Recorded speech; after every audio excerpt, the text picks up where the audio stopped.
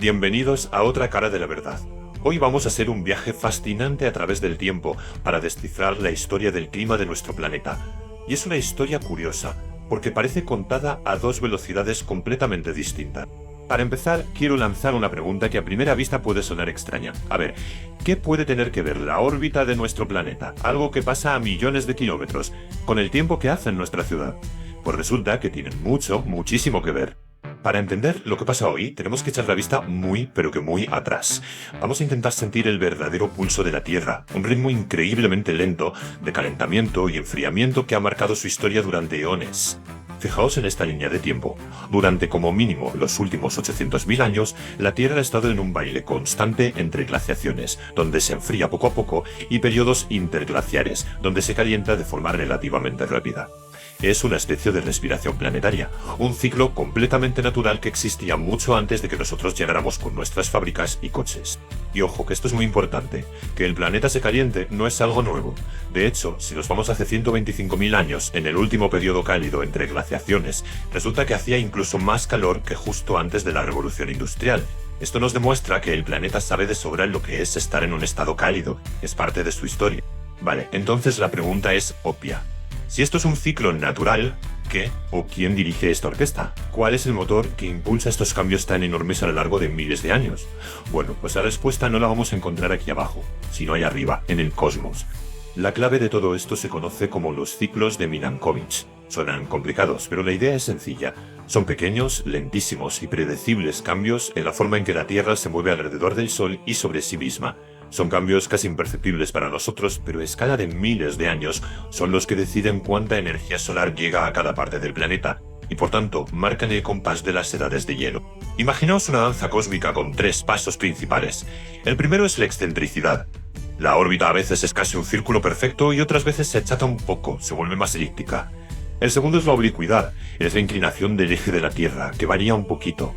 Cuanto más inclinado, más extremas son las estaciones. Y el tercero es la precesión, que es como el bamboleo de una peonza cuando está a punto de pararse. La combinación de estos tres movimientos a lo largo de milenios es lo que ha dictado el clima de la Tierra. Y para que quede claro que esto no es una teoría cualquiera, el propio IPCC, que es la máxima autoridad científica mundial sobre el clima, lo confirma en sus informes. Lo dice literalmente: los periodos cálidos del pasado los causaron estas lentísimas variaciones orbitales. Pero es que la cosa podría ser aún más grande. Hay investigaciones que van un paso más allá y sugieren que incluso el viaje de nuestro sistema solar a través de la Vía Láctea, cruzando zonas con más polvo estelar, pudo haber influido en el clima hace millones de años. Es una idea que nos da una perspectiva, galáctica. Muy bien, hasta aquí tenemos la primera parte de la historia, un ritmo natural, majestuoso, casi geológico. Pero, ¿qué ha pasado en los últimos 200 años? Porque aquí la película cambia por completo. Entramos en lo que se conoce como la gran aceleración. Fijaos en estos datos. Desde que arrancó la era industrial, la cantidad de gases de efecto invernadero en el aire se ha disparado. El metano, por ejemplo, que es un gas súper potente para atrapar calor, ha aumentado más de un 150%. Hemos cambiado la química de nuestra atmósfera en un abrir y cerrar de ojos geológico. Y la consecuencia directa de esto es este número: 1,1 grados centígrados de aumento de la temperatura media del planeta en apenas un siglo. Puede no parecer mucho, pero para un sistema tan gigantesco como la Tierra es como si de repente nos subiera la fiebre, y además de forma muy brusca. Y aquí está el kit de la cuestión, la palabra clave de toda esta segunda parte de la historia: la velocidad. El ritmo al que está subiendo la temperatura desde 1970 no tiene precedentes en los últimos 2000 años. No es tanto el qué, sino el cómo de rápido está pasando. Esto nos lleva directamente a la pregunta del millón.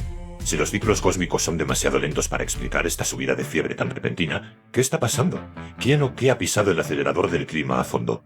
La ciencia lleva décadas intentando resolver este misterio. Pues bien, los modelos climáticos son como una máquina de detectives.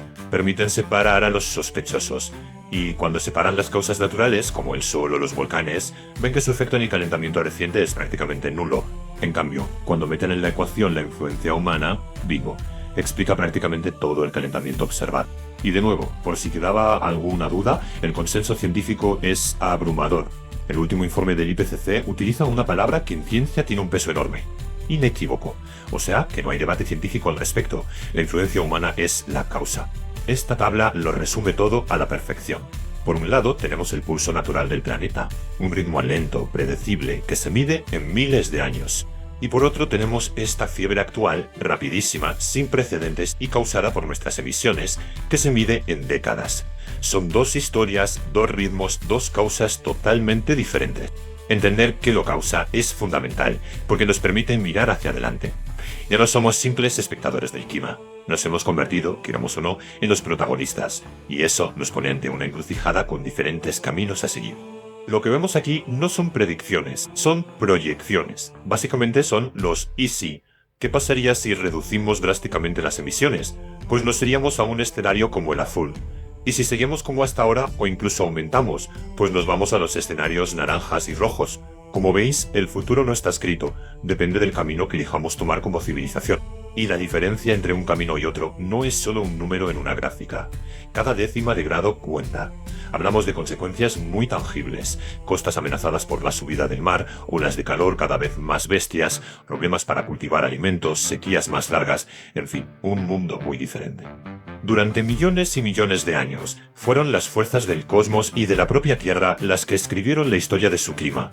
Pero en este último instante de tiempo, una nueva fuerza ha cogido la pluma. Y esa fuerza somos nosotros.